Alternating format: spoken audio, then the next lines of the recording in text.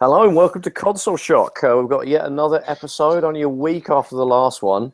This is number 16, which is crazy. Number 16. Yeah, piling through them now. I know, we're smashing them out. Smash them out of the park. Literally, yeah, it's like a home run. And yeah, we kind of want to, so I say, we're doing pretty well sticking to doing a show, you know, every week or every other week. Don't get too carried away. We're not going to have quite the energy to do one every week, and we might run out of YouTube guests. I think if we did that quick. But we're going to try and find people on YouTube. We'll get down to, like, you know, our parents or something eventually, and it will get a little bit. Shall I interview my mum on here? Yeah, or my cat. You know, Get my cat on there. That'd be interesting. Got some thoughts on retro games. So yeah, we're back again. Me, as usual, Trev, and we've got Stuart from Playnation Games, the only video game, retro game. Actually, no, video game shop probably in the Northern Hemisphere. Isn't that right, Stu? It's the best one in the Northern Hemisphere, yeah. Yeah, you're going to say great ones in the Southern Hemisphere, but in the Northern Hemisphere, smash it. So yeah,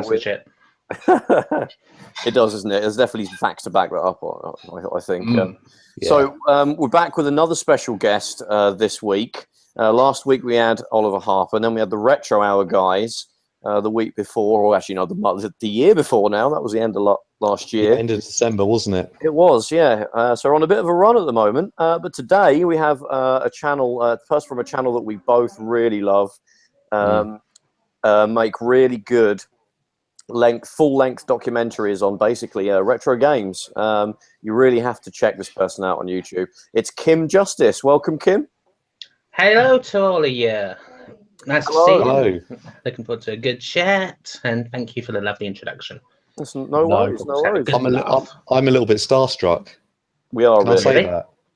Yeah. Why? I've watched you for ages, and you know about Kim, Stu. Thought it was me. I'm not starstruck around you. To be honest. We are a bit big for after so long. Yeah. So thanks for coming on, Kim. We really appreciate you sort of agreeing to speak to a bunch of random people. No problemo. Always nice to get on a podcast. Yeah. Actually, funny enough, I think the Retro Hour guys, you were on their show, weren't you, a few weeks ago?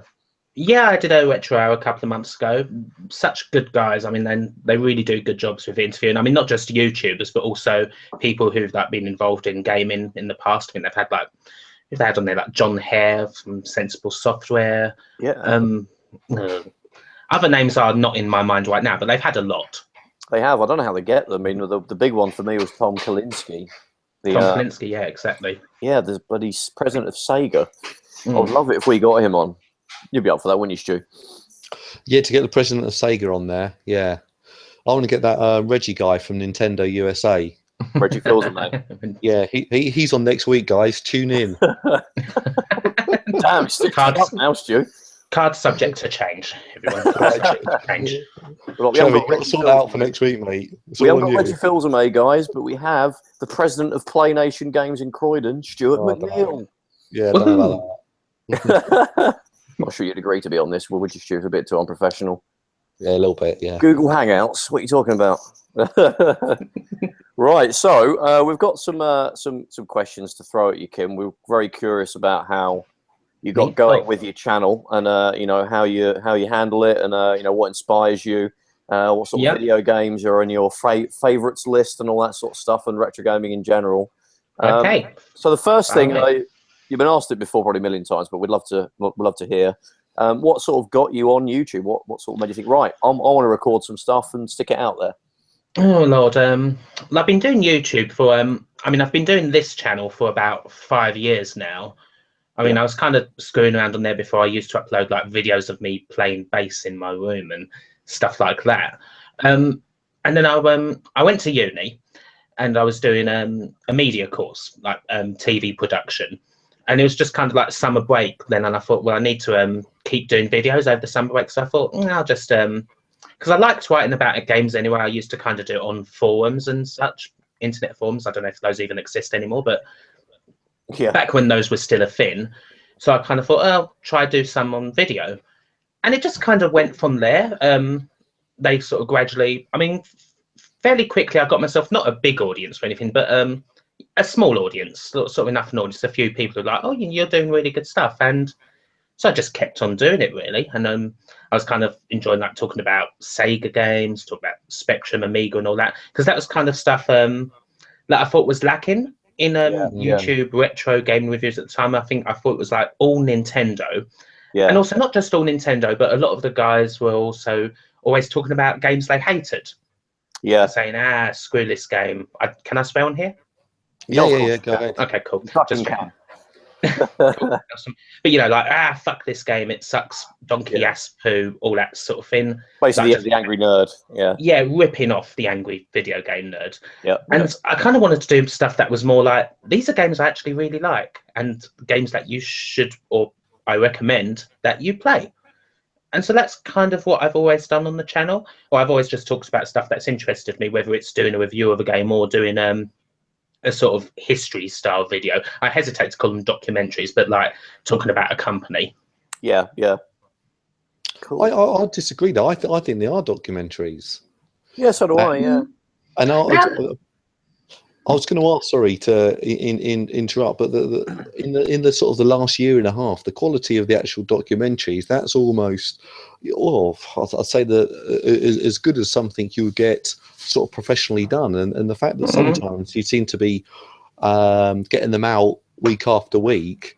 I could imagine if you just spend 6 months or 3 months on a proper documentary with a budget, and it could be something that, I don't know, it could be on BBC One, BBC Four, on Netflix or something like that quite easily. Yeah, definitely. I mean, that's one thing I have like very early plans of doing with there's one particular documentary subject that I really want to do. It's kind of about my hometown, sort of Southend, and talk about sort of history of kind of entertainment stuff in Southend, whether it's just arcades, but also like things like the Kurzel and like the general like Golden Mile, the Pier, and all that sort of thing. Kind of a local documentary, so it's still kind of niche audience type thing, but that's something that I kind of plans for beyond YouTube.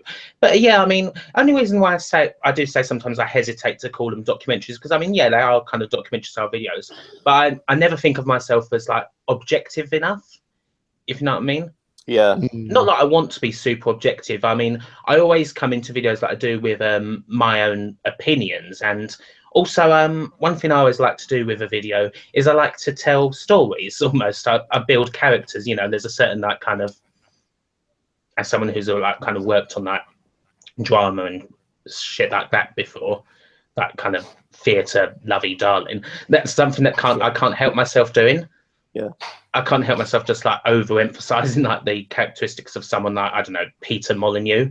I think some of them lend themselves to that though, don't they? Like Jack Trevor is like his story. Oh yeah, absolutely. I mean, a lot of these characters, I mean, even if it's just people who are in the computer business, so many of those characters are bigger than life. Yeah. I'm trying to be like these really huge figures. So yeah, you can't help doing that. I mean, that's one approach to making that sort of videos. I mean, it's not an approach that everyone agrees with by any means, but it's the one that I like. I wouldn't want to be more objective than I am. I think it's sometimes people can be forced subjective, and if you're telling the history of World War II, you're telling the history. You're not having an opinion and saying what was right and what was wrong. You're saying, oh, these are all the things that happened in a chronological order, and here are the main players. And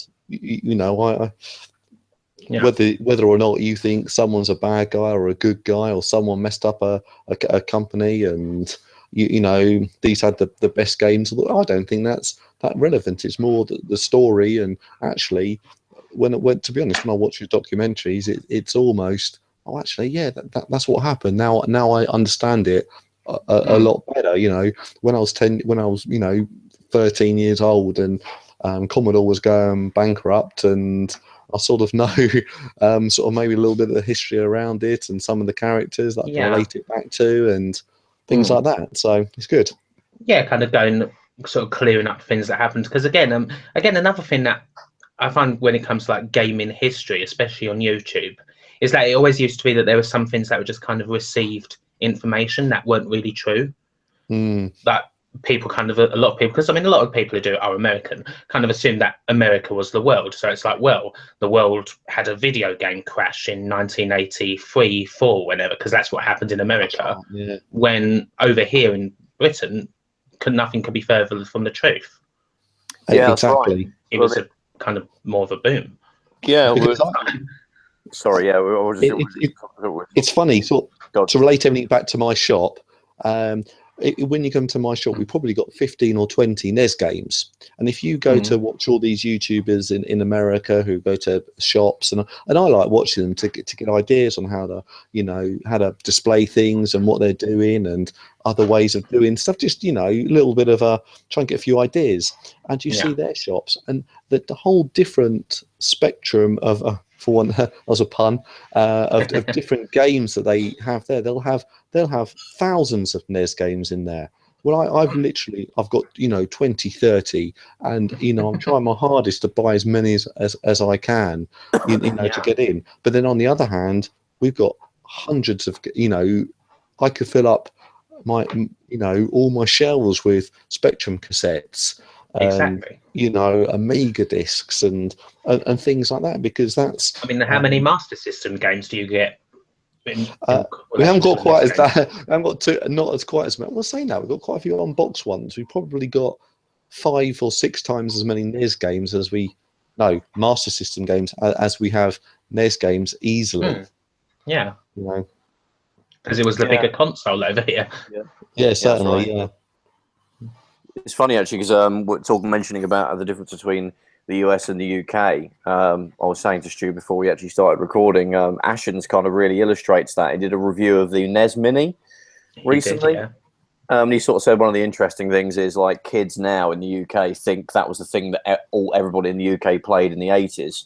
The 80s is basically equals Nintendo. When it wasn't at all. It was just, they watch Pat the NES Punk and AVGN and they think that saved the world and the computer industry wouldn't exist now if it wasn't Nintendo saving it. But we were plodding along on our own quite happily with the ZX Spectrum and the Amstrad and the Commodore 64. Consoles were not a thing over here until the end of the 80s. Yeah, and obviously then it was Master System, and then of course the Mega Drive and SNES really took over. Until then, it was microcomputers.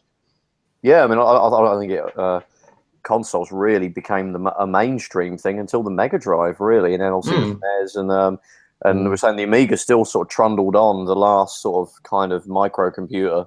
That was kind of the last one. Yeah, the PlayStation took over, and that kind of killed it really completely. Obviously, it's not really dead; it's still fans that keep it going, which is great. But yeah, I mean, we have a huge industry, and it's great that people like you are able to educate, the kids that see these NES Minis and think that's what everybody played. And I think it's difficult to make like an Amiga Mini or a ZX Spectrum one that'll be not too clunky for someone to sort of take home, plug into their TV like a NES Mini. Well, the ZX Spectrum one's coming apparently. Yeah, there's a few in there. See how that goes. Is it the Vega? The Vega Plus. Yeah, I've pre-ordered the portable one with the screen on. I did the Indiegogo campaign of the ZX Spectrum Vega, and it was meant to come in September, and it's now, we're recording this on the 26th of January, and I still haven't got it, but, I'll get it. Last I heard was February, but I don't know. So do you get games with it? Has it got does it come loaded with 100 games on a sort of? No, I think it's about 600 or apparently, 600 games. I guess you can jack in a tape player or something. I guess you can literally load up the real tapes or something. I'll be honest with you. I think you can actually put a micro SD in there with basically every Spectrum game you want on there quite easily. So. As long as I can play Chubby Gristle, I'm happy. There you go. I mean, you can do that these days pretty much with a regular old Spectrum. I mean, I've got on my ZX Spectrum. I mean, because tapes. I mean, most of the tapes these days you get them, and unfortunately, they become demagnetized over the years. Yeah, of course. So you might get a tape that's brand new, which is why they're not expensive. And I like collecting them anyway, just because of the cover art and stuff. But it might be brand new, but it will still not work. So just get a CD car cassette adapter, like a couple of quid, bun the lead from that into mobile phone, into smartphone, and there's like plenty of apps for like loading games, and then you can load the games that way. Yeah, it's such a neat thing. You get the MP3s, can't you, as well, and just play them off the computer and. It's like apps that they convert it to audio file, and then they do it that way. I think it's a bit different on the Commodore 64 because it had a digital interface, so you got to get like a funny little gadget that you plug into where the cassette plugged into. It's tough. I haven't managed to get it quite to work the same on my C64. But then there's other things. I mean, you can get SD card solutions and put that into the disk drive bit. Yeah, well, you can get one of those cassette adapter thingies and plonk that in the actual cassette player, and then use the same, cable going from your mobile phone to the cassette, and then you can just literally load up the games that way. So it's slightly clunkier, but you can do it with the Commodore 64 as well. Funny enough, I was looking at the Mini Mig, which is like a tiny little Amiga. Yeah. Because it actually has a disc. There's a version that you can get that actually has a 3.5-inch disc drive. So you could actually use your floppy disks on a recreated little Amiga. That's really cool. Yeah, it's about the size of an actual floppy disk drive. All the hardware's in there. The only trouble is I'm not even sure how many of my disks, because again, like tapes, they demagnetize. They also, they do the same. Yeah. I think they're a bit more sturdy. Yeah. Than tapes are, but still, it's a risk you take. Yeah, I think because they've got their sort of enclosed a bit better, aren't they? They're a bit less. I mean, I'm kind of weird with my sort of computer, like my retro computing that I do. I mean, I really prefer to have like the actual experience. Like, I prefer to do what I said about loading games with the Spectrum to because you can get SD card solutions for that too, that load the game up in seconds. But I just don't like it. Yeah, same here. Yeah. I just so much prefer just the experience, like, because I don't know about anyone else, but I find if I've waited for a game to load up for 3 minutes or so, then I'll actually play it a lot more. Yeah, it's a bit that people exaggerate as well, don't they? On YouTube, it's like it took like half an hour to load a game. It's like it didn't. It didn't. No, I played Outrun. Yeah. The other day, and it was like 3 minutes, and I was in. Yeah. Literally, I think the only game that I've ever played on a Spectrum that took that long to load was Street Fighter 2, which was one of the last Spectrum games, and it came on and it was horrible, and it came on a C60 tape. I think this Commodore 64 was on a couple of tapes, wasn't it? Street Fighter 2, I think. I think you had to turn it over. It's you did one fight, and then you had to turn it over, multi-load, half of the second, and then play it from there. But I sort of agree with you there, Kim, because I've had sort of situations where someone sorted me out a Raspberry Retro Pi, and I've got it in my spare room here, and I thought, oh, brilliant, it's got every SNES game on, every this, every that. But actually, having everything there, you just don't know what to play. It's finding something on eBay, or going to a shop and picking something up, or getting something you wanted for ages and taking it home. Then that's when you enjoy it a lot more than just having all 700 SNES games on an SD card, pop it in, and you can just play whatever you want. Because it's not quite special. I mean, I have a whole bunch of flash cards, and I have like my cassette adapters and all that, because convenience more than anything else. It's nice to have, but I mean, if I had the choice, I would have all the games. Yeah, I mean, I've gone into a huge Nintendo 64. Had the money. Yeah, they're ridiculous. Nintendo. But yeah, I've got quite a big Nintendo 64 phase, because they're still relatively cheap to get the carts, and even to get them in a box. But I think it was triggered. I think because I've had my N64, my original one that I got Christmas 1997. I begged my parents to get me one. I've still got it. I've never actually sold it and got another one like most collectors do. And it still works. And I just thought, I need to get more games for it. So actually, I've got the emulator. I think it's Project 64. What really pissed me off was I wanted to play FIFA 99 just because I like to compare. As long as I have a night where I'm going to play the PlayStation version, then I'm going to play the N64 version and figure out which one was the better one. So I did that. FIFA 99 didn't work. You get to the menu and it went a garbled mess, and I was like, so I thought, you know what, sod it, I'm just going to buy it, and I bought it, and I'm playing it now again, which is on a real unit, and it's great. So much better and cheapest chips. Yeah. I mean, N64 emulation is still terrible, unfortunately. Yeah, it is. PlayStation emulation isn't that good a lot of the time. It's not just the actual running the game. It's also the controller. I mean, I use an Xbox One controller on my PC, but as much as you've got every button covered. It's got the 6 face buttons, the N64 pad, and 1 stick, and the Z button. And my muscle memory is still, there from holding a real N64 pad. Right. So playing something like ISS, playing ISS 64, I had to like map the button, the Z button to the face button, and it just felt wrong and awkward. And Mario 64, which is built for that pad, was made for that game to sort of fudge the controls onto an Xbox One pad as well. Obviously, you can buy an adapter, but I've got the real game, so I just sort of play the real game on a real N64. Even when you're playing Mega Drive games on emulator, because I'm kind of the same too. I mean, I have a Xbox 360 pad still, but just the way having just the 3 face buttons and they're not in a straight line. Yeah, that's right. Yeah, when I'm playing something on emulator. Yeah, fighting games, especially. I mean, I was enough. I've got Ultimate Mortal Kombat 3 for the Mega Drive, a real cart of it. And actually, I find that weird because I never had that originally. I remember when I was reading like Sega magazine and Mean Machines, I was like, oh God, I really want that game. And I didn't really play Mortal Kombat 3 till I got a PlayStation. So I used to use my 2 fingers. I didn't used to hold it, so my hand was all the way around the bit that juts out that you handle. I used to just have my 2 fingers over the top, like you do, almost like when you play international track and field, and that allowed me to do the combos. But on the Mega Drive version, it's got the 6 face buttons, and they're separated by I think Y and B are block. So it's really hard to sort of hit pick and punch quickly straight after each other. Yeah, so that actually works better with in the middle. Yeah, that's one of the few fighting games that works better with 4 face buttons and triggers. So yeah, that was the other side of it, which is kind of funny. Yeah, definitely. I mean, especially I love collecting for PlayStation, both PS1 and PS2.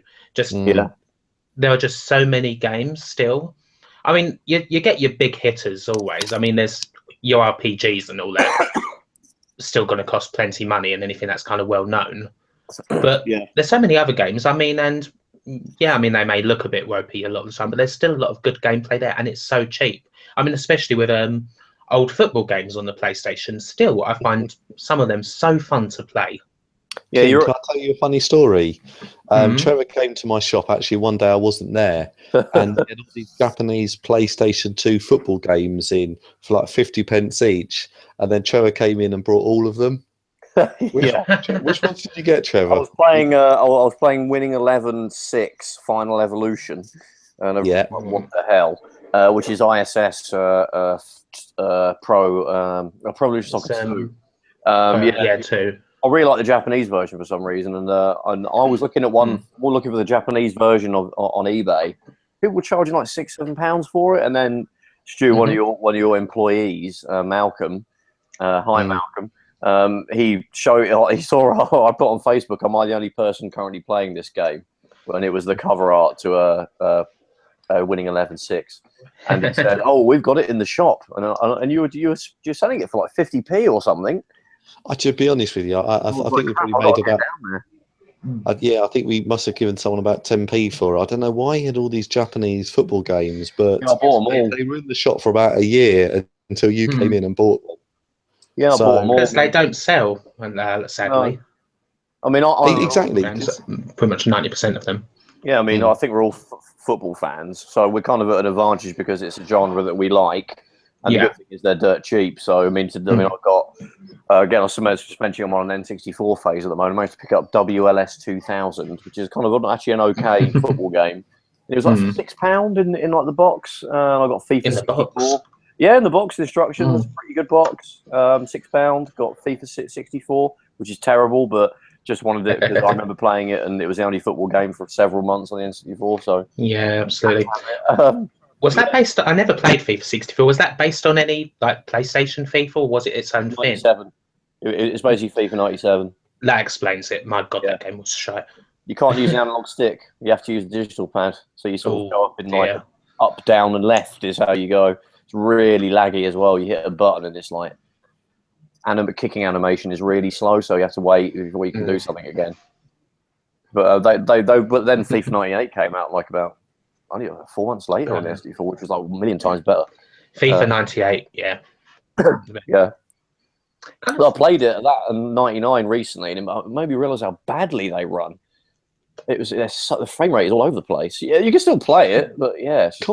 Have you got the 4 meg updates? That Yes, I have. Don't they do something? You could put it into what one of the games you can put into a high res mode or. So the N64 is weird when it comes to screen resolutions. Its normal one is like 226 by like 250 or something weird. That's why they look a bit. That's very strange. Yeah, the image is always a bit softer than a PlayStation game, which is like just 240p. But I think FIFA 99 runs at like 640 by 200 already without an expansion pack. So it's actually a little bit sharper than the PlayStation version. But if you plop an expansion pack in, it doesn't actually tell you anywhere on the box. You can enable a super high resolution mode, but it's at 640 by 480. But you can barely notice it, and it kills the frame rate. It's bad already, but it absolutely kills it. Particularly when you're 480 on N64. Yeah, some games are good at it, weren't they? And others were just. I think Rogue Squadron was actually quite good with its high res. That was really good, yeah. Yeah, that was quite smooth. But some games gave you the option, which is how it should have been handled, I think, where it'd say, you know what, you can have it so there's still crap resolution, but you can have double the frame rate, or you can double the resolution and have sort of 30 FPS. I think I think that was I think a lot of games do that as well. I think Star Wars Episode 1 Racer let you double the frame rate, but you can have just the same resolution, which is really helpful for a game like that. And I played a couple of PS1 racers. Played one recently, Motorhead. I mean, that had the option of you can have 30 FPS but have 8 cars on the track, or 60.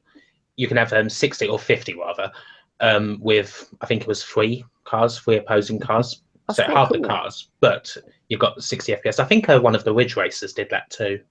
Yeah, I remember when you bought Ridge Racer Type 4, you got something called Ridge Racer High Spec, which is basically the original Ridge Racer, but they doubled the resolution, and it's now 60 frames a second. So it's actually closer to the arcade machine, which was really high resolution and was 60 FPS. Is that on the Ridge Racer Type 4 disc?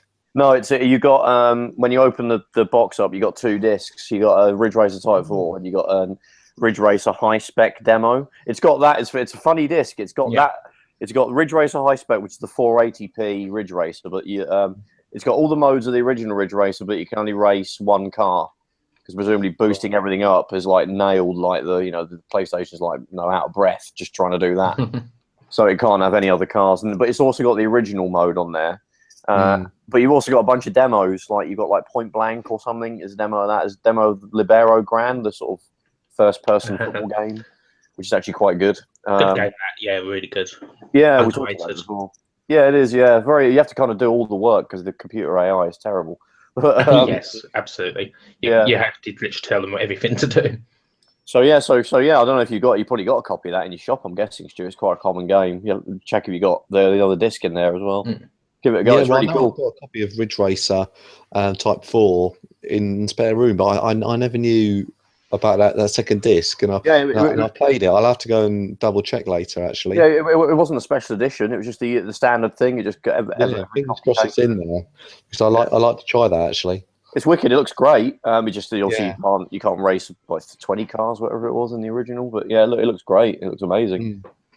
Such a big jump from the original, but then it was like 4 years removed from the original release. We did, what's the Ridge Racer Revolution? Talking about in our shop, we did this gaming event one evening, and this guy bought in.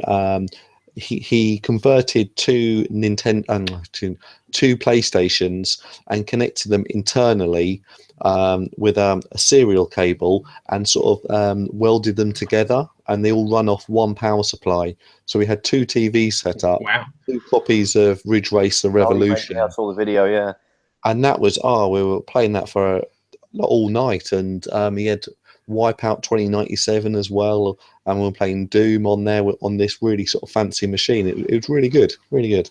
Sounds amazing. Yeah, it's done so well. Kim, I'll try and send you the video of it. I'm sure I put it on the Playnation YouTube channel. Yeah, no, it's very good. So, Kim, what's your favourite sort of football game? I should have known that because I've watched your video on all the football games, the PlayStation ones and stuff. Oh, I have a few. Kind of going through different eras. I mean, I'd probably say all-time favourite is Sensible World of Soccer. Yeah, good choice. Specifically the 96-97 edition, because that was the one I had. I think that was the last one on the Amiga. Actually, last one full stop. Did it come on the Amiga? I know there was a PC 96-97. I don't know if they stopped at 95-96 on the Amiga. No, they had a 96-97 on the Amiga. Oh, I've got to hunt that down now. It was the last one. Yeah. I think Sensible Software's last release on the Amiga. So it kind of still had all like the really kind of cool names of my youth on there. Things like the last season that Cantona was at Man United. And AC Milan in particular, I remember just being ridiculous on that game. Could not beat them. There's that. I'd say for PS1, FIFA 98, I still think is an amazing game. I was playing that just recently, a few days back, and I just kind of had to stop myself because it was kind of like one of those things where I just need to get a quick bit for a video I was doing. And I had to kind of stop myself and just playing it for a couple of hours because I only needed one little bit of it because it's just so good. Yeah, it was my favourite. Yeah, FIFA still. Yeah. And then Pro Evo 4. Oh, cool. Yeah. I remember when I was talking about FIFA. Sorry, interrupt there. When I lived in Canada for a year after university, and I had a job in a shop, didn't have much money, and I went and bought myself a PlayStation 1 and FIFA 99, and I played that all the time. But that was always my favourite sort of football game of that genre. Like I played FIFA 99 last night. And it's way too fast. It's like ice hockey. FIFA 98 was actually about the right speed, but in the menu there's speed settings, and the normal speed is the crazy pinball fast speed, and you could make it go even faster. They didn't like touch it, but it's. I think I've played it on the fast speed before, and I remember it just being ridiculous. Yeah, it hasn't aged too well because of that. It doesn't feel much like football. It's still fun. If they kept it the same speed as 98, it would have been a genuine improvement, I think. But they just cranked it up. And then 2000, they kind of dialed it back again. And you can actually start to slow it down as well. There's actually a sort of slower option. But 2000 was quite good as well. Apparently, they were supposed to make an N64 version of that, but they sort of stopped. There was a beta. There was rumours of a beta. I think so. That seems to ring a bell. There was an attempt at least. Yeah. But, they carried on making sports games in the US when you got, I think Madden got up to about 2002 on the N64. Aye. But I think by then, I think what was the last? I don't know what the last game was over here. I think it was Tony Hawk's Pro Skater or something. Last PS1 game. Last N64. Yeah. Yeah, I think Tony Hawk might have done it. Tony Hawk's 2, probably. So my three. Actually, no, I'll say two favourite football games. I'd probably say I'll go with you, Kim, on Sensible World of Soccer. The career mode was just perfect. No one's really matched it since, even in FIFA. But yeah, just taking, I think I was the manager of Colchester United. I think I took them from the 3rd division to the Premier League. My favourite thing, because I remember it kind of happening once by accident, because I mean, I always used to start managing someone like Manchester United or AC Milan. But it's actually really hard. Because the wage bills are just so high. Yeah, they get ridiculous. Yeah. So yeah, after a couple of seasons, you go in the red and you get sacked, and then bounce around a couple of. And then I think one time I ended up bouncing to Norma Tallinn. Oh right, in the Estonian league, and suddenly you go there and it's really easy. So you can, and back in those days, you win a league with you win the Estonian league, you still just get an automatic place in the Champions League. Yeah, because it's the top. So you get the money from that. You improve the team, so you just piss the Estonian league every season, keep going in the Champions League, and then eventually, after loads of success, you get offered the England job. Yeah, and that was kind of the goal, wasn't it? Was you get the England job. It's just 20 seasons. wasn't it? Yeah, And then you 20 got to seasons. win the World Cup, haven't you, or something? I think I literally got as far as that, I think.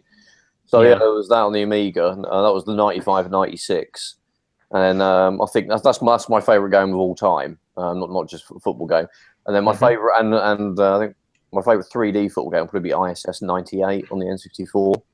But didn't they get a really bad review, that game, in a certain games magazine? Yeah, saw. I flicked through some of my CVG issues, and Steve Key, the douchebag that he is, gave ISS 98 3 out of 5.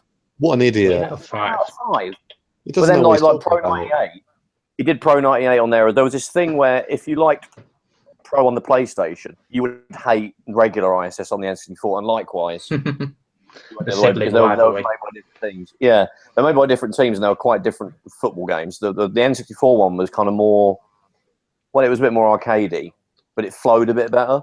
Whereas Pro 98 was really slow, build-up play, more realistic. I mean, I like both. The Nintendo games were the continuation of the original International Superstar Soccer on the SNES. Yeah, that's right. And then the Pro games on PlayStation was basically the start of Pro Evolution. It was Goldstorm, wasn't it?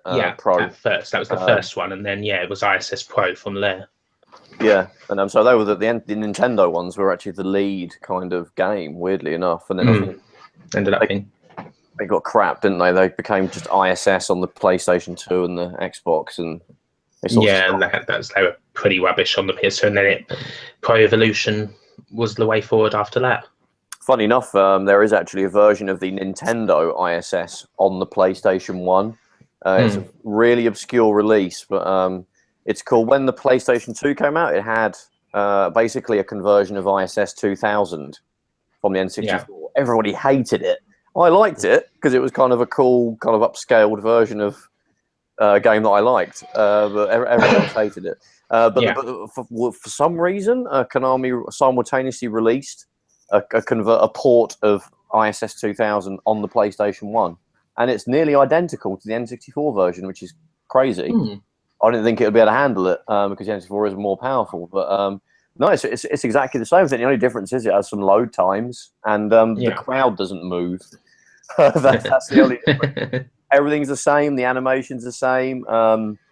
It's got the same commentary. The menus are the same. The box art calls it ISS. It's the same box art as the PS2 one. But the actual start screen, the start screen, the press start screen, is literally has the ISS 2000 same art as the N64. So that's just a very weird release that you should look up as for an obscure football game. I have the PS2 game you're talking about. Yeah, I don't have the PS1 one. Yeah, it doesn't go for very much, but I have a feeling that might become a bit of a gem because it's kind of no one knows about it. I've told a few people about it, like, really? I could play the N64 ISS on the PlayStation? I'm like, yeah, this game came out. And they're I'm just looking at it on eBay now, and International Superstar Soccer ISS. It doesn't say 2000 on there. No, it doesn't. Obviously, no. PS1. There's only one for sale, and it's £17. Oh, it's gone up. I got it for a £5 mint. That was about 6 years ago. There used to be this website called ISS Realm on the interwebs. It was like run by an Australian dude, and he has a big, huge list of all the ISS games, and he reviewed each one. It's been long defunct. I don't think he's updated it since 2005. It's still available. Just look it up, ISS Realm. I think you can Google it, and it'll be this top hit. But that was where I found out about it, and I was like, holy crap. So I actually bought it, and I still play it. It's quite enjoyable. We have to the controls are basically mapped to the Pro 98 and ISS Pro Evolution controls, so you can kind of jump right in if you're kind of used to those. And it's just identical. But yeah, the box art, it's weird, but the menu screens all say ISS 2000, and it's identical. So yeah, little pointless trivia there for you. ISS 98, my favourite 3D game. Steve Key from Computer Video Games. I'm going to hunt you down. Ask you why you got it 3 out of 5. I posted the page on Facebook. Yeah, I'll have to repost it again on our channel. So, Stu, what are your favourite football games? My favourite football games, to be honest, are, I'll have to say, I want to say Sensible World of Soccer, but I could never get the hang of it. the actually Really? playing and winning games. It almost felt like a sort of a pinball on ice type game. It didn't quite feel like football to me, but I appreciate why people like it. You're right. It But, isn't like football. It's not realistic at all. It's just it's No. ping pong. Yeah. Exactly. I couldn't hold on to the ball, and it drove me. It's hard to get used to. Yeah. You've But got to get used to not dribbling too much.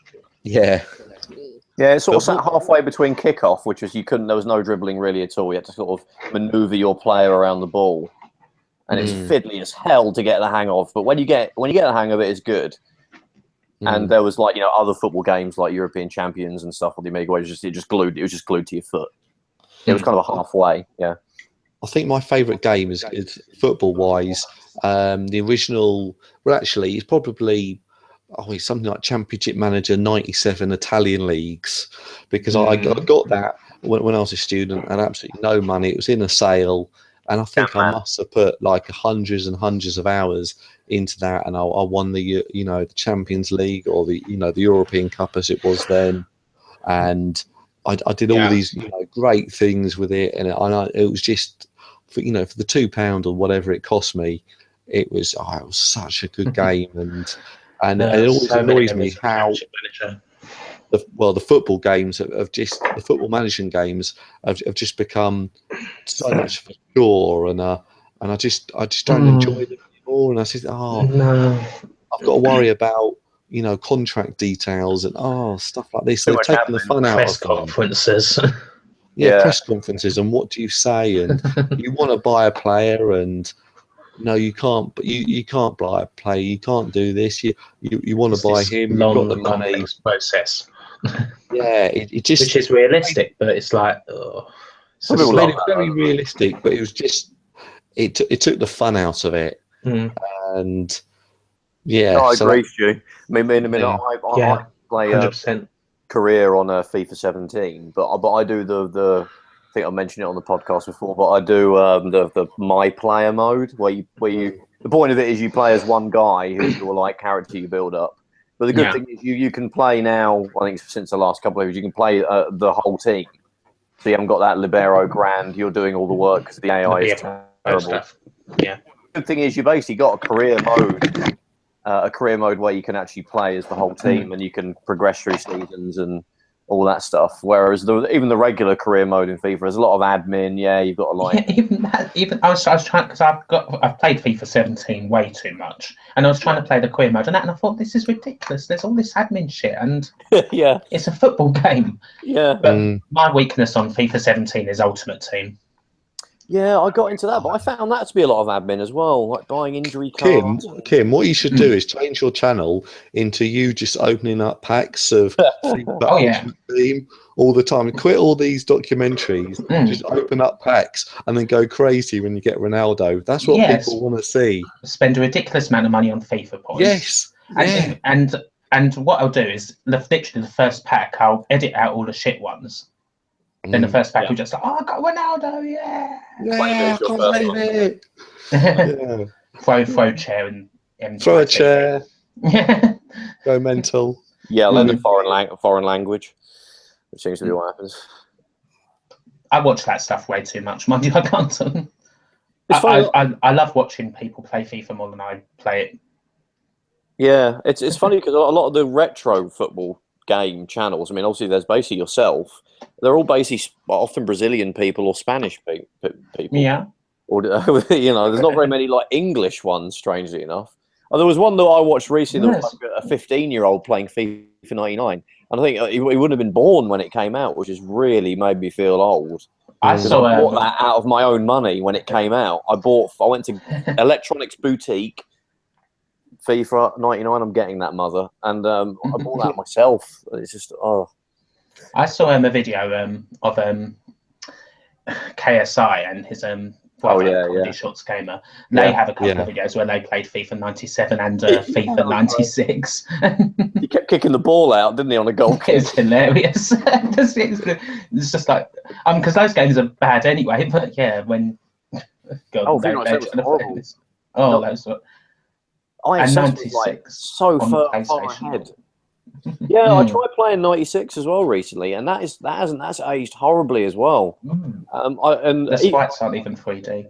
No, they're not. No, so they're only sort of forward, side, back, and the other side, isn't it? It's literally it. It's so bad.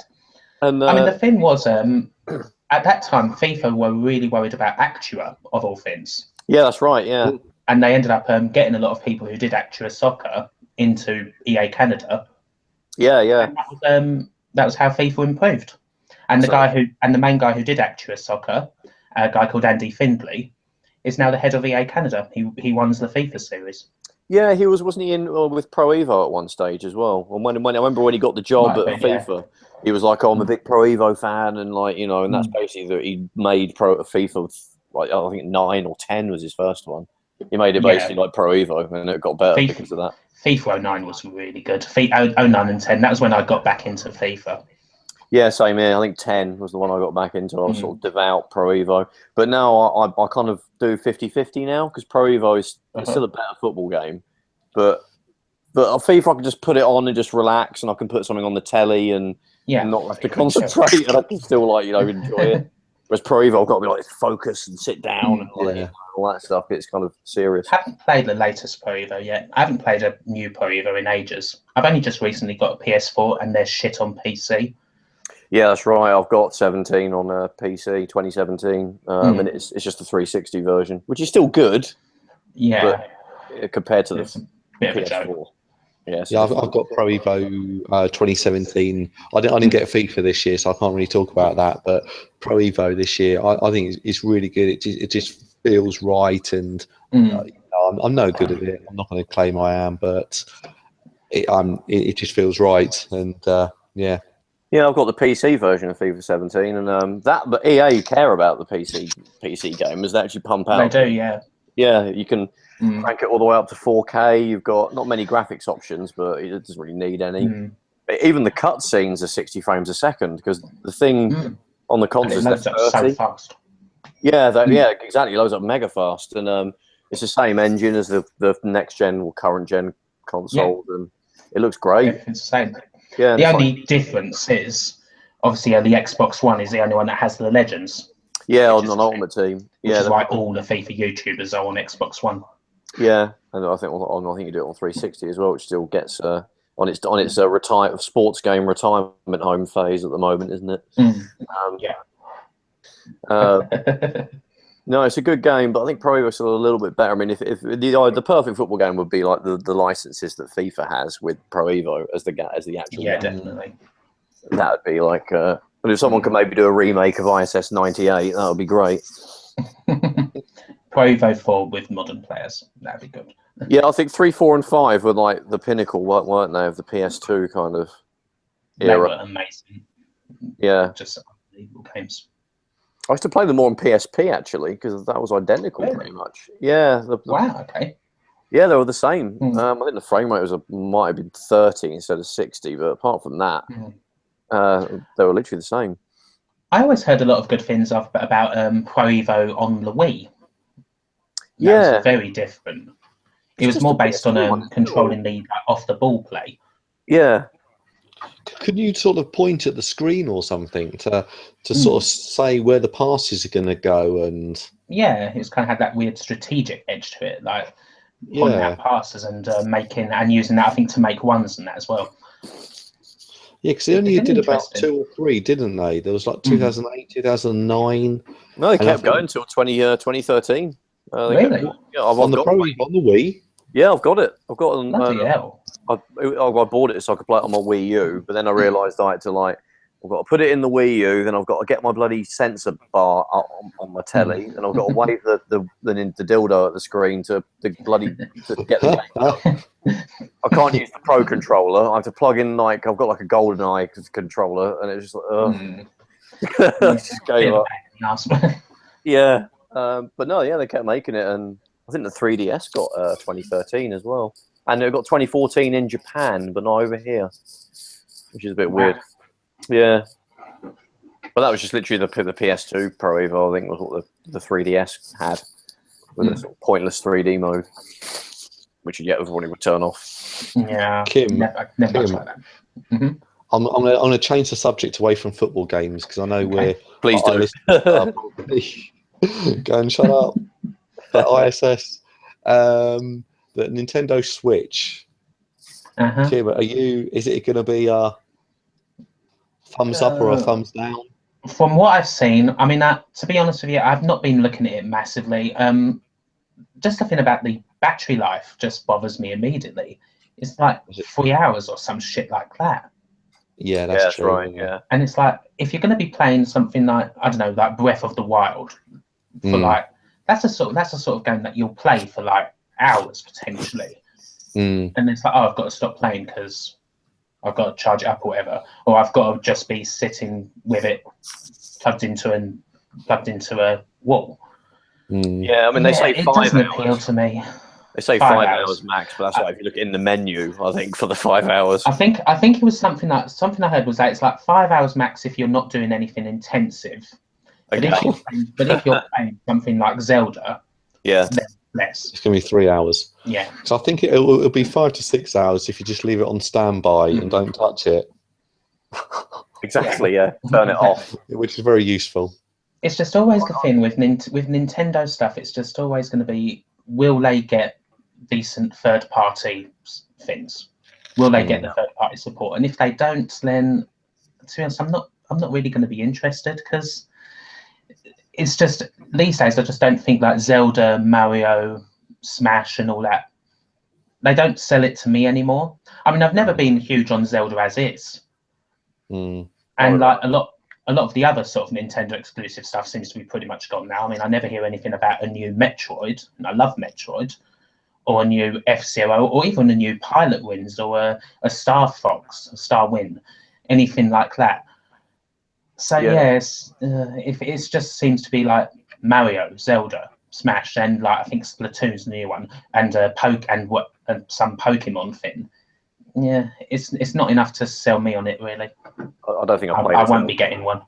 I haven't played a Zelda game since, like, as in full on focused on it. But I think Ocarina of Time was the last one, the actual N64 version. That was the last Zelda game I played to any degree. I've got like the Twilight Princess remake. Yeah, it's great. It was a great game then. It was a pain to get hold of. It sold out, I think, didn't it, when it came out in '98? I had to wait a few months before I could get hold of one. But the only Zelda game that I've played like really extensively, and I love the game, and I wouldn't, not that I'm against Zelda games, I'd love to play more at some stage, but the only one I've played extensively is Link to the Past. Yeah, that's obviously one of the best ones. The new one is just Skyrim, pretty much by the looks of things. No. I know people go mental when people suggest that, but that's not a bad thing because Skyrim's a great game. It's getting Skyrim as well, though, isn't it? So it's like, it's not weird. By the time Skyrim came along, I was Bethesda'd out. Yeah. I played Oblivion for thousands of hours. Yeah. And then I played Fallout 3 for hundreds of hours. It's getting a bit tedious being a prisoner who has to get released, and then you have to answer a bunch of questions to figure out what race you are. It's just, I don't know. I prefer something a bit tighter these days, just a bit more focused. Yeah. I couldn't get into Fallout 4 either. I wouldn't mind getting into New Vegas because that's got much better storyline, but the whole Bethesda like RPG thing is just boring to me. So if Zelda's going in that direction, that's kind of like, that's disappointing. I haven't got enough time to play them really. I'd rather play like an 8 hour, she's gonna love this because you love your Gears of War, which is that perfect 8 hour. Now we're talking. That's a good game. There's a lot of admin in RPGs as well, like take this leaflet to a village halfway across the map. I know you can fast travel and all that stuff. That kind of defeats the point a little bit, and it's just like end up just thinking, "Sod it, I'll just play FIFA," because you just got home from work. And that's one with my like. Even though I'm not big into these games much either. I kind of try to be, but I like what the Souls games do because they're so much more tighter. It's just more like, you got to just get into a fight. Yeah. And we'll see how good you are. Sort of the modern scrolling beat 'em up. But the problem with them, it scares me because everyone says, "Oh, they're really difficult, they're really hard," and I'm just like, "Oh no, I'm not going to do very well at that. Oh, it's really hard." And I don't know, I sound like a wuss or something, but Well, it can be if the game is too hard, it's not enjoyable, is it? So I can understand why you would. No, you just hit a wall. Yeah, And, I understand that. The thing that everyone says that I always hear now is if you're worried about getting to the Souls games, is play Bloodborne first. Yeah, because that's the easiest to get into. It's not necessarily easy, but it's the one that kind of teaches you in a way like how to play Souls games.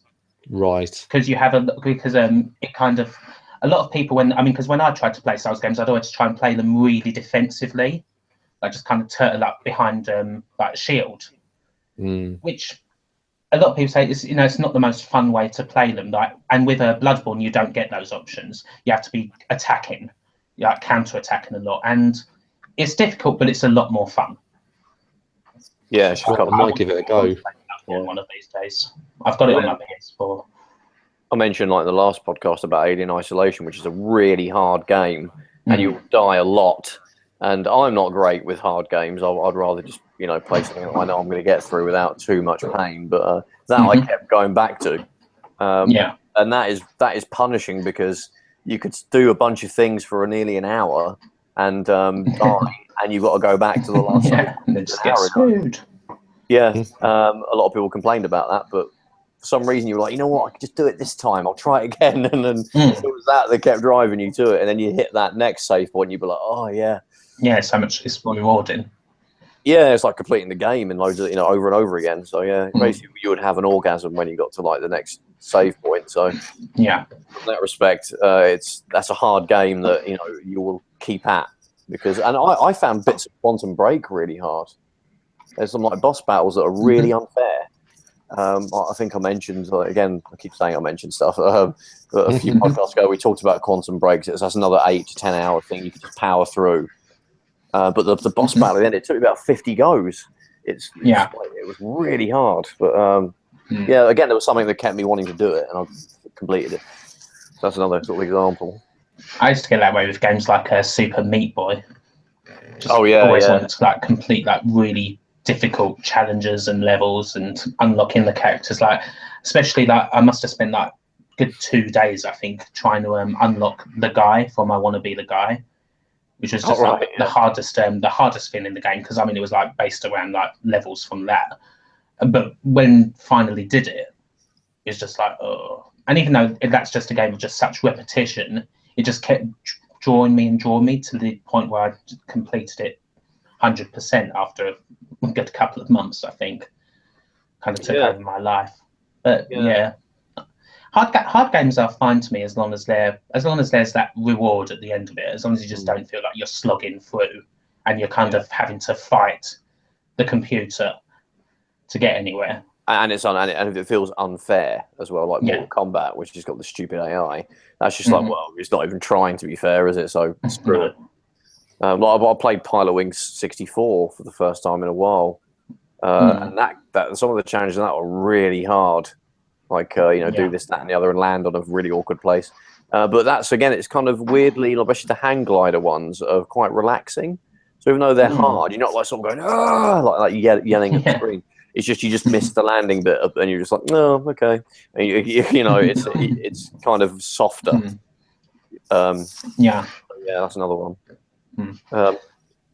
Okay, so one thing we are a little bit interested because obviously you've had your YouTube channel for a while now, and I think obviously as your videos have progressed in sort of you've been able to dedicate more time and the sort of production value have gone up and you've had more subscribers. So how are you sort of coping with like YouTube really? I mean, obviously you get the negative comments and the trolls and all that stuff. Is that something? Did it suddenly spike at one point, and you were like, "Wow, I'm getting all these comments now"? Or what are your thoughts on that? Well, yeah, I mean, you get more. I don't think it's ever really spiked so much. I mean, there's been a couple of isolated incidents, but yeah, it's always just kind of like gradually got more as like the channel's got more. I mean, I've always had certain things that people always bag on, whether it's my pronunciation, words, or just myself in general. You just. I have to admit, I think on your last video, I may have commented on the pronunciation of Wolfenstein. Oh yeah, fuck that up big time. And I thought that was absolutely brilliant. I was I was like, no, it's Wolfenstein. I can't remember quite how you said it, but yeah, I think I was saying Wolfenstein. I kind of like I flitter between like Wolfenstein, just because I think I just like the sound of Wolfenstein. yeah, sounds more German, doesn't it? Yeah, it's not right, but I don't know. So that's how I pronounce it. And everyone was like, "It's bloody Wolfenstein." yeah, that's how I've always known it. But it's that age-old debate, you know, is it Adidas or Adidas or Nike or Nike? You know, yeah, you're always going to say it wrong for, you know, someone, aren't you? So yeah, whatever. Yeah. But yeah, hate comments are just. You're kind of just more orthodox backstage now. Yeah, it's. So I mean, sometimes you get one and it's a bit like, okay, fuck you, but then it's just just block. Just block them. And move on. Yeah, exactly. I mean, you get some people like there's some channels that I watch where they actually like dedicate entire videos to correcting people in the comments. And I feel that's a little bit, you're kind of getting them, giving them what they want. Yeah, like Steve Benway has done it. He's like, this is why I don't like stuff that you tell me that I should like, you know, and he makes a whole video on it. And Rich on Review Tech USA does those videos where it's like, right, this is why you guys need to know because you tell me in the comments. It's like, don't bother with that stuff. Leave it. Do what you want to do. Just forget about it.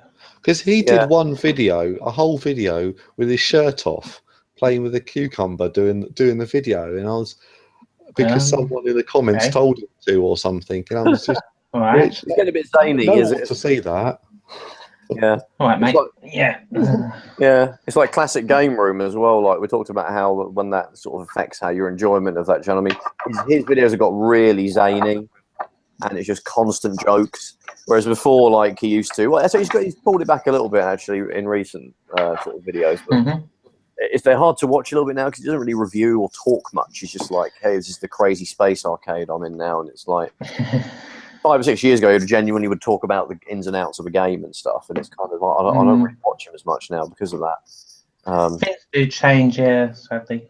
Like with channels, I mean, sometimes things change for the better, sometimes they change for the worse. But what can you do? I mean, I think it kind of. I mean, one thing I guess, I mean, with CGO in particular, I mean, I know he's kind of because he's struggled to go. I mean, he gets money. But I know he's kind of like struggled to get the money to do like what he really wants to do to like really maintain it. So I guess he's just trying. He's just trying to, you know, throw stuff at the wall and see what works. And if that's like going and all like the in jokes and that, like saying that comparing every game to Truxton or whatever. Yeah, he does that. He's gonna do that because I guess he thinks at the moment, well, that's what people want. You know, it's it's difficult at times. Yeah. What's the future for your channel, Kim? I mean, what are you? I mean, I don't want any sort of, you know, spoilers or you know anything like that about upcoming videos. But well, I can talk about the one I'm working on. Forward with it, and my future for the channel. In the immediate term, I mean, I'm currently working on my next like kind of big games company series of videos, which is Gremlin. Hopefully the first part of that's coming in a couple of weeks. But as for the long term, I don't know.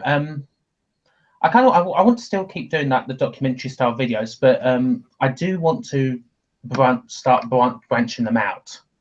Yeah. Like maybe even to subjects that aren't necessarily games.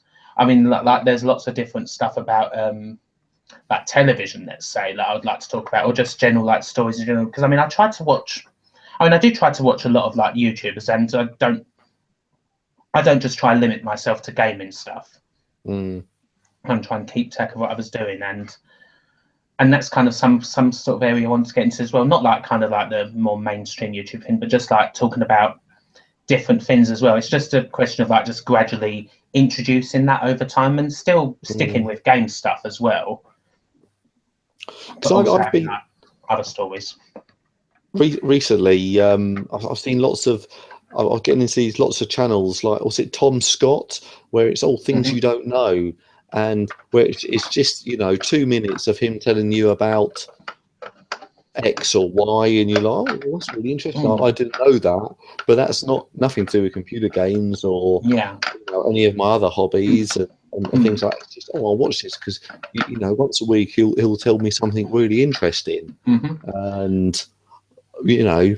Yeah, I mean, Yeah. my favorite YouTuber to watch at the moment, or and kind of one just favorite guys to follow, like just for video stuff and written stuff, is a guy called John Boyce. He's like this American sports journalist by trade, but he does a series of videos called Pretty Good, which I recommend everyone watching to check out. He covers he does like extensive videos on that. It's often a lot about American sports. But the way he does it, like he did a video, my favorite video he did of his was a video about the 1904 St. Louis Olympic Marathon. And it was just, it was just the most ridiculous sporting event of all time. It was just how it was presented, and like it was just completely just out there for any marathon. Like the guy who won it, they were like feeding him brandy on the way down. And that's not even worse bit. They were feeding him rat poison as well. Oh my god! Oh, lovely. They were giving him, because rat poison contains strychnine, which in very small, if you take like a big quantity of it, it will kill you, flat out, horribly. But in like small quantities, it basically cuts off anything in your body, like in your nerves, that make you stop. So their kind of like stupid medical knowledge at the time was like, oh well, if we give this one a rat poison, like a little bit of it, he'll go off like the clappers. It's almost like steroids, yeah. Yeah, basically, it was just like this. It was like taking Psycho in Fallout 3. Yeah. And so yeah, they were doing it to this poor dude who won the marathon, and it's a great video, one I really recommend checking out along with all of his other stuff. What's the name of the channel? John Boyce, John J-O-N-B-O-I-S. Have to check that out. And he does a lot of stuff for SB Nation as well. He does articles about breaking like sports games. Like he did a great series called Breaking Madden. Oh right. And one of his best articles, I think, was one about the death of basketball, which is where he took one of the NBA 2K games and kept feeding the franchise mode a draft class of 0 rated players until none of the good players were left, and just seeing what happened. It's such a brilliant writer and video maker. Do you play the other sports games as well, like your Maddens and your NBAs and all that sort of stuff? And I have done at points. I mean, I have my favourites from over the years, like the 16-bit NHL games. Yeah, amazing to me. 16-bit Madden ones too. NBA 2K, the modern ones, what I've played of them is really good. Yeah, I mean, I tend expensive. to play every kind of sports game, really. But yeah, I think recently I've played, actually on the Sega Saturn, I played NBA Live 98, and it's terrible. But people tell me there's Sega had their own NBA game at that stage called NBA Action 98. Yes, NBA Action, yeah. Yeah, which is way better and is actually really good. So I'm going to try and copy that down. And so I've heard, yeah. Yeah. They had loads of their own little sports franchisey games at one stage, which was just a sad thing of Sega these days. Yeah, the Sega Sports. Yeah. Very cool. NHL, actually, I've got NHL Legacy Edition on the Xbox 360, which is actually really good. You've got like an NHL like 95 control scheme mode on that. So it's just 3 buttons. That's great if you've got a mate that doesn't play NHL. You can get them. I think that's one of the better sports games to have a casual person, get into. So easy to pick up.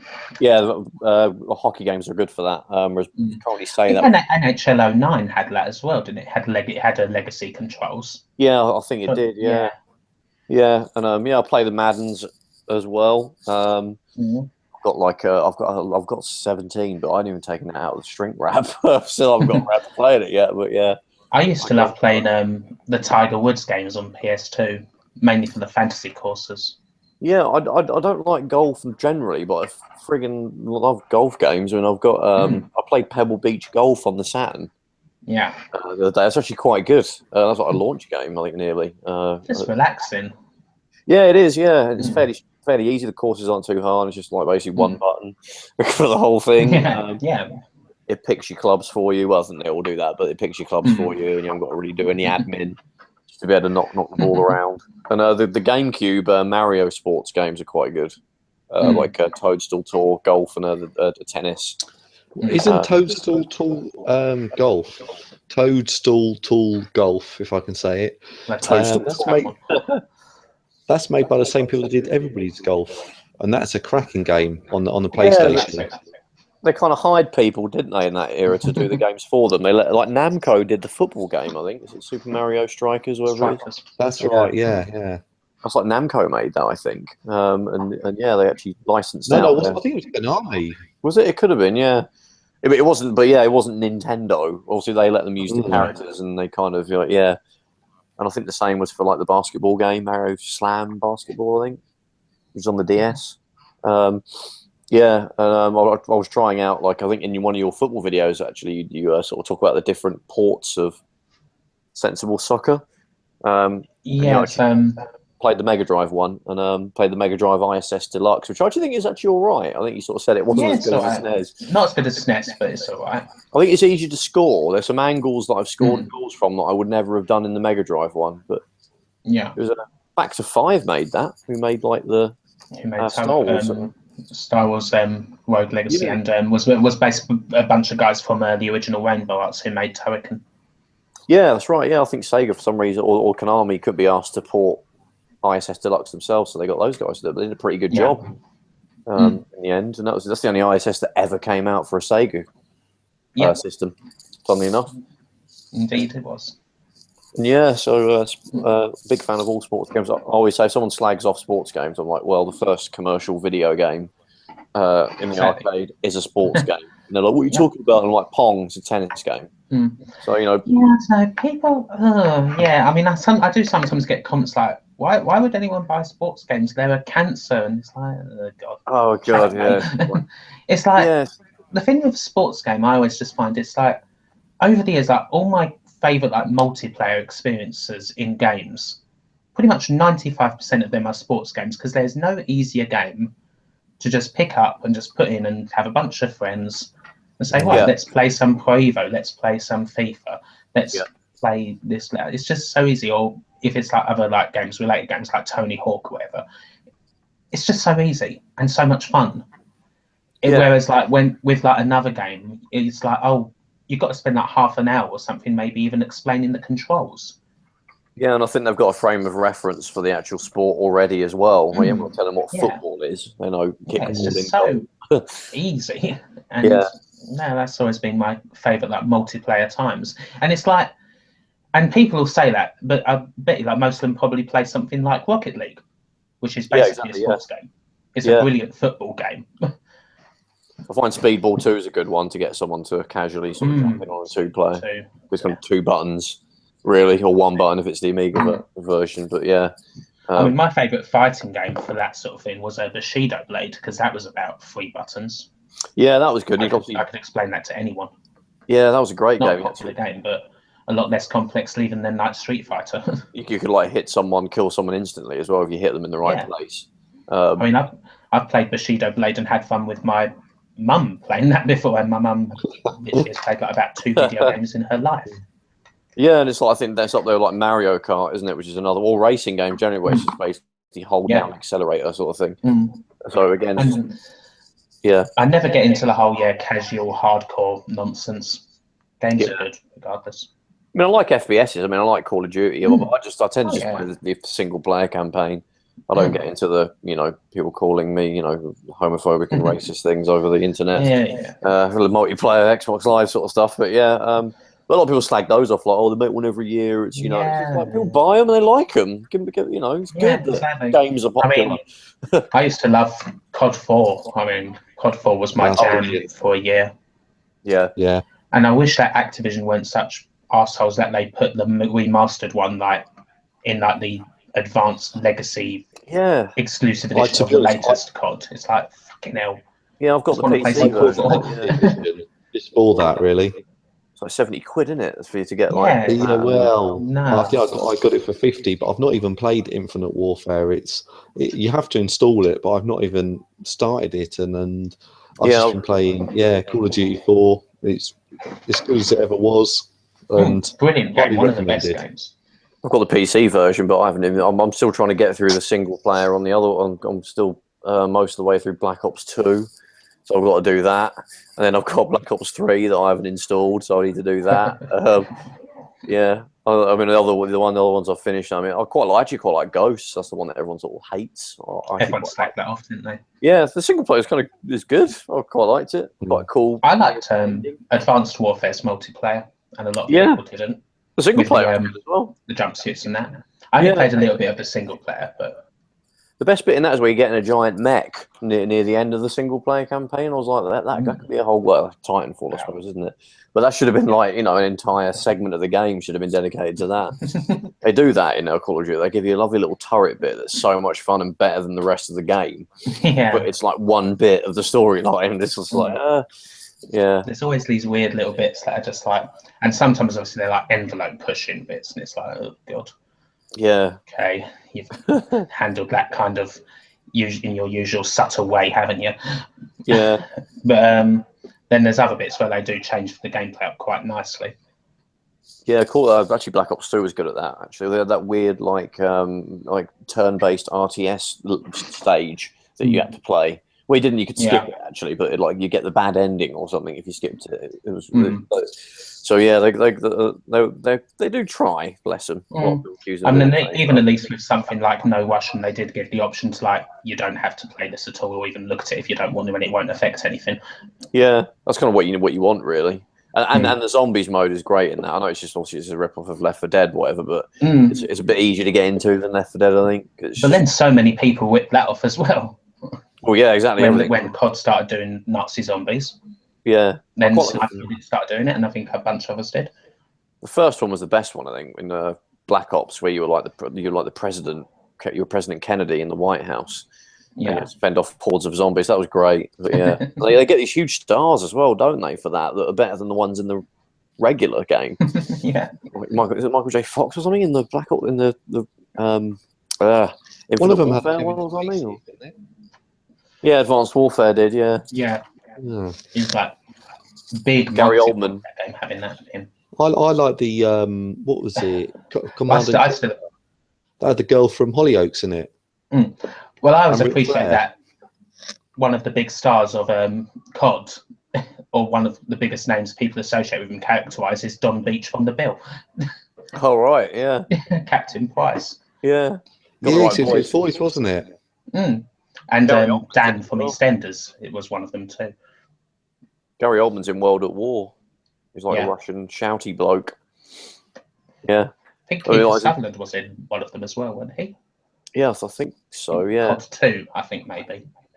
You got like Ron Perlman, I think was in Black Ops 3. John Malkovich, I think, as well. And Tom Hanks. They've got they got this Activision has got like so much money. I mean, you see the adverts. Like there's the one that's got Robert Downey Jr. in an F-16 and all that stuff. Adverts. They have so much money they just throw.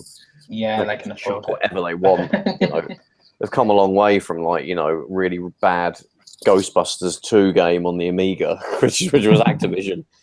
Yeah. To multi-billion dollar games. But I'm sure it'll hit a wall at some point. It kind of already is, isn't it? I think the sales aren't as good as they were in the sort of late 2000s. No, there's a bunch more. I mean, Battlefield's always been strong competition. That's kind of bigger than COD now. I mean, that's pretty much coming out year on year these days. Yeah, there was a bit of a gap, wasn't there, with 4, and then come back to 1. Well, there was Hardline, wasn't there? Yeah, Hardline was in the middle of that. 1. Yeah. But yeah, they seem to be sort of banging them out. And obviously, think anything about them, that was the Pinball Dreams is one of my favourite Amiga games, and that was how they started. Yeah. Same guys. They used to be in the Amiga scene. They were, yeah. As the Silence, they were called. Was it the demos, wasn't it? They did the demos. Yeah, the demo scene, yeah. And what are they called? The guys that do Quantum Break and those guys also did Remedy. That's it, Remedy. They're also Amiga demo people. Max Payne as well. Max Payne, yeah. Yep. So they also have also jumped from the demo scene to actual making commercial games. So it's amazing how that's worked out for them. Absolutely. So another thing we're going to want to ask you about. Obviously, you've recently started writing for Retro Gamer magazine. Yeah, that's been a recent thing for the past few months. So we all grew up, reading, games magazines. Already mentioned computer and video games, and Sega magazine. And, yeah, we'll forgive Steve Key's 3 out of 5 for ISS 98. We'll never forgive the 93% for Rise of the Robots, though. I know, yeah. No, that's proper dodge. Yeah. I actually want to do a video. I've got the Mega Drive version. I want to do a video where I attach a wrench to the top left of the Mega Drive pad, and then another wrench to the A button, and see if I can just put the pad down and just see if I can complete the game. Yeah. The jump kick basically defeated everything. Oh yeah, lethal move. Yeah, but that was odd, wasn't Worse it? on the Amiga. Yeah, it is. Yeah, I've got it. I think the 500 version. It was worth getting, though, weirdly, just for the graphics. That was a terrible Trevor, reason. it wasn't worth getting, mate. Did you buy it? It wasn't. It wasn't. You bought it, didn't you, Stu? I didn't buy it. Yeah, you did. It's classic Rise of the Robots denial. Oh, Fortunately, God. I only rented it. Oh, really? And that was enough. I think I got my parents to take me back to the store the same night, get something else after beating it. But the thing is, you'd get to just before the first fight, and you'd be like, "Wow, how do they do this?" Because it had, had sort of cut scenes in it, even on the cartridge versions, I think. Yeah, they had little cut scenes on that. Yeah, there's always compressed to buggery, but they still were there. Have you got? Sure, you must have that in the shop. There's got to be about 50 copies of it or something. We've probably got it on the Super Nintendo quite a few times. It's got to be on the Mega Super Drive, Nintendo. right? We might have it on the Mega Drive as well. Do you have more copies of that or Shaq Fu? Yeah. No. That sells very quickly. Yeah. Really? Okay. Yeah, I don't mind Shaq Fu.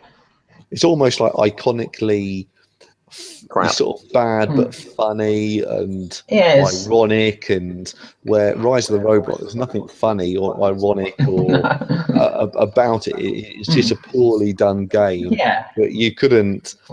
It's when we get in. It's quite funny. We get Superman 64 into the shop, and we'll always put it on Facebook. Oh, look, we've got the worst game ever in the shop right now, and people come in. Oh, save it for me. Oh, I really want that, and they'll come in and buy it. They've got to be shelf collectors. They're not going to play that.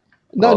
Well, I'm sure. Well, usually it's just the cartridge. So you imagine they probably actually want to play it and have an almost either make a funny video for YouTube or just play it with their friends. Oh, look, I've got the worst game ever. Let's see if we can play it. And you kind of, you're feeding off that. And the only ones that I've ever wanted to get were I want to get the Flowers of Robert Mapplethorpe for the 3DO.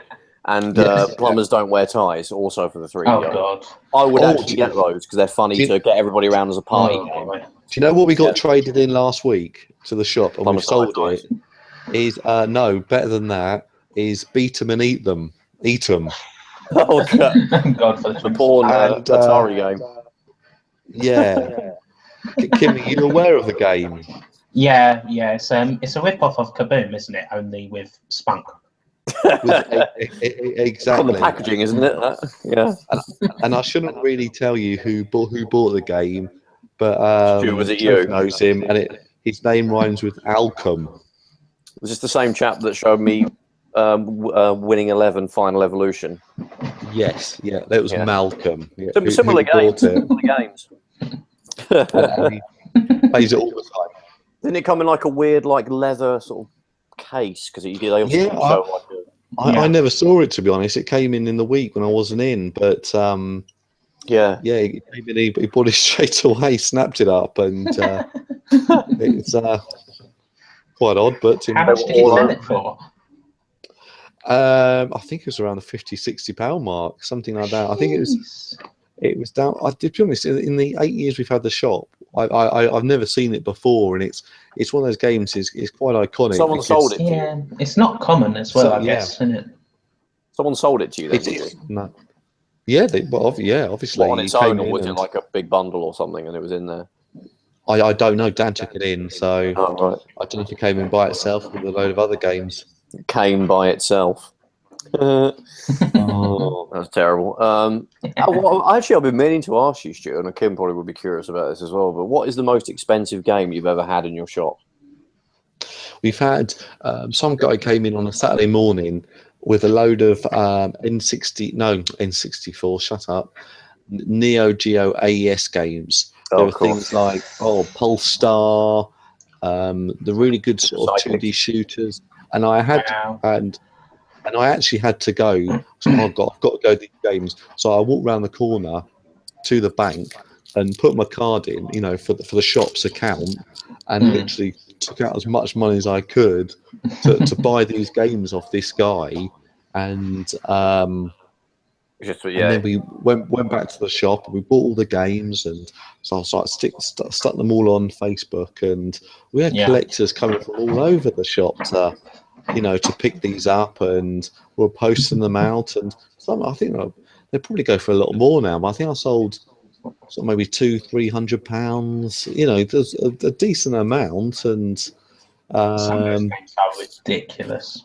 They're just, I mean, I remember sort of back in the day looking at magazines, and Neo Geo games, they cost £150. It was, I didn't know anyone with a Neo Geo. It was to be the the rich kid who lived in a big house with a pool, and with a dad who worked in Japan or something, to have a Neo Geo. And of course, it was really well, I didn't know anyone, and it was a real rich kid's machine. Yeah, basically. You always saw the reviews of them in like Games Master or something, because I think they used to review the games. Yeah, there'd be the adverts as well, wouldn't there? Like Neo Geo, like price £120, and even then, at that age, I'd be like, what? Yeah, I mean, you could double that, can't you? Like sort of today's money, I think, really. But I used to see the adverts in CVG as well. Used to be really good with import games. You'd be like, how can anybody ever buy that? But I just can't imagine like someone just coming in. I mean, you see it on eBay all the time, like selling my collection because the missus is like pissed off about it or something. I can't imagine. It would break my heart to sell my video game collection. But thankfully, I've got a girlfriend that's very understanding and is into sort of nerdy stuff, so I don't really have to explain it. But I can't imagine, unless I was absolutely desperate for money. I don't think I'll ever sell. I think some people, you just go through different periods of your life, and when you get a family, or you actually, I want to get a car, or so. Okay, I will sell some bits off, or I had that period. Like that. Yeah, exactly. So yeah. And, I mean, I kind of now is when I'm. Sorry, go on. Oh, I wasn't saying anything. I was just going to say, I kind of got to the stage now where it's easier for me to collect stuff now, because I've got sort of half decent job. I'm sort of settled down. I'm in my 30s now. It's only now that I'm really able to go and get the games that I always wanted to get. Most of my 20s, there'll be the scraps of whatever wages I'll have. I'll get the odd Dreamcast game, and I've got a little modest collection. But now I can actually put aside, sometimes hundreds of pounds if I have if I have a bonus or something from work or whatever. I'm quite happy just to spend a lot of it on the games that I've got. I mean, I've got wish lists of what I want, and they'll just never get. I will never get everything I want. But I'm not, like I mentioned in the last podcast, I'm not a shelf collector. I only get games that I'm not after a full set of every system. I'm only after the games that interest me. And ones that I'm gonna and I intend to play them. So I'd be happy to just recreate what I had when I was a kid. Really. Yeah. Getting those again, or the ones that you saw in the magazine and thought, wanted your parents to get, but they couldn't. Exactly. And you can play them. We've already talked about it, but you can play them on an emulator. But I want that cartridge. I want a bit of pop in the real system, and get that. But anyway, I actually digressed a little bit from the question. Writing on Retro Gamer. So how did that happen? Well, basically, I got headhunted pretty much. The editor at Retro Gamer kind of just came to me one day and said, "Have you ever thought about writing?" And I mean, sure, because been reading Retro Gamer for ages, big fan. And it just kind of went from there. He started me off as a freelancer there, which is what I still am, just doing the odd article there every now and again. And it's really fun because it's kind of different sort of into what I'm used to, and it kind of helps the channel as well. Have you got a boost on your channel from that? I've got a bit of a boost from it, but it's kind of helped the channel in a way that it's got me a lot more into proper, like really getting deep into my research, like going out there a lot more and talking to people, and doing that sort of stuff rather than just way to do it. Yeah, doing more like primary research, as it's called, rather than secondary, just finding different sources, but actually going to the horse's mouth. Yeah, I suppose you got access to those people a bit easier when you've got, like, you can say I'm with this magazine or whatever, and they're like, okay, you know. Yeah, I mean, if you, I mean, this is true. I mean, more and more people are aware, like, of the people who do stuff on YouTube these days. But yeah, if you come to someone saying I'm writing an article for Retro Gamer rather than I'm making a YouTube video, they tend to be receptive more. Yeah, kind of got a bit more sort of not that, you know, people are the stuff that's on YouTube now is better than a lot of TV, but yeah, I mean, I can see people still see sort of print media as sort of more legit than YouTube, which probably shouldn't be like that. But it's funny because Retro Gamer, I've got the first issue somewhere, around somewhere. Came with a DVD of like emulators or something. Yeah, I'm sure they get away with that now, but yeah. I thought it was like seeing his Spectrum or emulator or something. It wasn't like anything Nintendo. But that's actually got, like, out of all the magazines that are around that's a game related, probably Retro Game is the one that's probably got the most stable base, because it's not something they're ever going to really. It's like a PlayStation mag where the next generation of that console will come out, so they kind of have to make a clean break, or a console might fail and then everybody has to get laid off because no one's buying the Mac anymore. That will just be constantly, you know, they'll never have enough. You'll never run out of games. Yeah, Retro Game has a very consistent user base. Things are all pretty much looking up for the magazine. I tend to buy their bookazines. Gets more and more. I love their bookazines. Because I often don't really buy as many magazines now. I don't really buy them at all. If I'm buying a magazine, it tends to be an old one, like, you know, an old retro video game mag or something. But the bookazines are great. They slap together, you know, all the best stuff. I just went different articles. Yeah, I just went through the Commodore 64 one, and that was great. Really, really good stuff. And there's just a couple of Sega ones knocking around at the moment. Funny enough, there's an N64 one that's just come out, I think. Retro Gamer. Aye. I'm going to hunt that one down. So yeah, is that something you want to maybe? You think that might be your full-time thing, and maybe YouTube will take a back seat, or do you want to just try and juggle both of them for the time being? And I'm happy to juggle both for the time being. Yeah, it's two things that I really love doing. So yeah, just like to keep doing both, and as long may it continue. I love writing for Retro Gamer. Do you actually go there? No, I'm freelance. I'm the other side of the country from them, but right. Yeah. But no, I like doing the freelance stuff. Yeah, it's funny because I watched a video on YouTube of someone who videoed the CVG office in 1998. And it was just some dude going around with, like, a 90s sort of camcorder, and it all just it looked fairly boring. It was just like PCs where they were just writing their stuff. There was a few TVs hooked up with, like, PlayStation hooked up and stuff. That would have been like doing something funny for the camera lens. Yeah, they weren't even being that funny. They're just like they were sort of a couple of jokes of, like, what you're doing with that camera, and all the guys that you would. I mean, if I visited that place, then that would have been like Willy Wonka's chocolate factory to me. Then probably all of us, right? CVG was probably that. I think that was probably its last glory sort of days, wasn't it? The sort of late 90s. Paul Davis, I think, was the guy, the editor then. Well, I would have gone straight up to Steve Key and been like, ISIS 98, what's that about? But apart from that, like, it was, I think, the Docklands or something, in not far from me. I can imagine Retro Game is probably the same. Have you been there? Did you actually go there for an interview, or did you just do it all first? No. We kind of just did it all online. Yeah. Oh, cool. I suppose on the phone. Yeah. Okay. Well, I think we've gone well over an hour now. I think we're nearly hitting 2 hours. I'm getting quite hungry now, guys. Hungry for games. I'm hungry for something at the moment. Yeah. Okay. Well, we'll let everybody get back to their evenings. So thank you very much, Kim. Really appreciate you coming on and us apparently wasting 2 hours. What's the name of your YouTube channel? Kim Justice. It is Kim Justice. Yeah. That's if you search for me on YouTube. by that name, you will find me, Kim Justice.